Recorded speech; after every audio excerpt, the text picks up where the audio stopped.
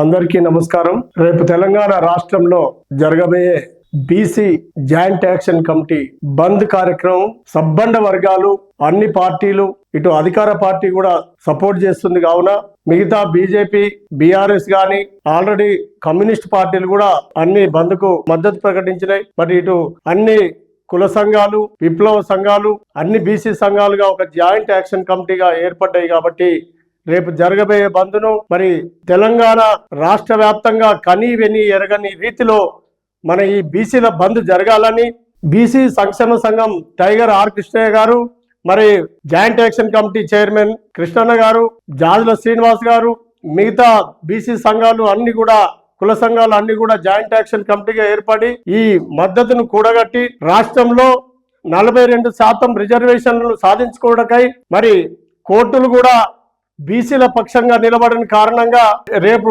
18 తారీఖు జరగబోయే బంద్ను సబ్బండ వర్గాలు అన్ని పార్టీలు అన్ని సంఘాలు ఉద్యోగ సంఘాలు యువజన సంఘాలు విద్యార్థి సంఘాలు కూడా అందరు మద్దతు ఇచ్చి పెద్ద ఎత్తున బంద్ను మరి సక్సెస్ చేయాలి. రేపు పొద్దున్నే అందరు కూడా ఎక్కడికక్కడ బస్సు డిపోల ముందు బస్ స్టాండ్ల ముందు అన్ని మనకు హైదరాబాద్ లో చూసుకున్నట్టయితే అన్ని 9 జాతీయ రహదారులు ఉన్నాయి. 9 జాతీయ రహదారులను దిగ్బంధం చేయవలసిన పరిస్థితి ఉంది.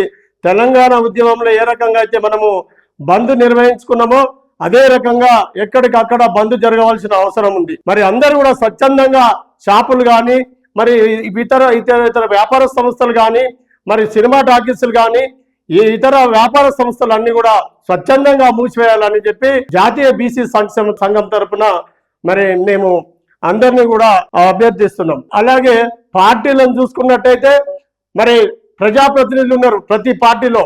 అందరు ప్రజాప్రతినిధులు మరి మీకోసమే ఈరోజు స్థానిక సంస్థలలో సర్పంచులు కావాలని, మరి ఎంపీటీసీలు కావాలని, ఎంపీపీలు కావాలని, జెడ్పీటీసీలు కావాలని స్థానిక సంస్థల రిజర్వేషన్ల కోసమే మరి పెద్దలు ఆర్ కృష్ణన్న గారు గత 45-50 సంవత్సరాల నుంచి ఉద్యమిస్తున్నారు.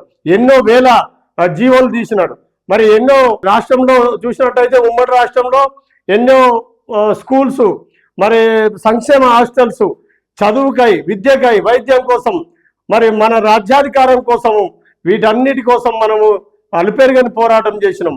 ఇవన్నీ ఒక ఎత్తు అయితే ఇప్పుడు రేపు జరగబోయే సంగ్రామం మరొక ఎత్తు. కాబట్టి రేపు బంద్ను మనం సక్సెస్ చేసుకోవాలి.